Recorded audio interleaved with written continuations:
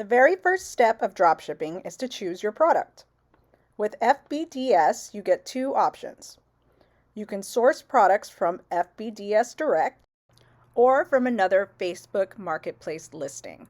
We recommend to source from FBDS Direct because it's specifically designed to support dropshipping business models.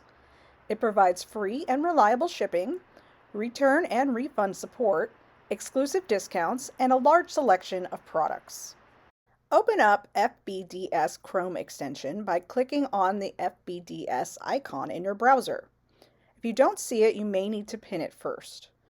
You can place the FBDS extension window right next to your web browser so that you can see both at the same time.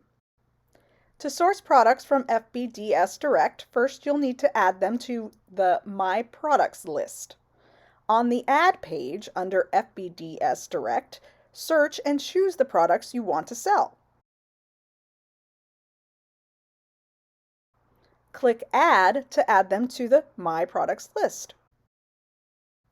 You can go to fbdsdirect.com to browse, search, and add products there as well.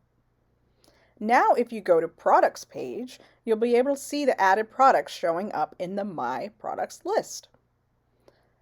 Next, let's see how we can list them on Facebook Marketplace.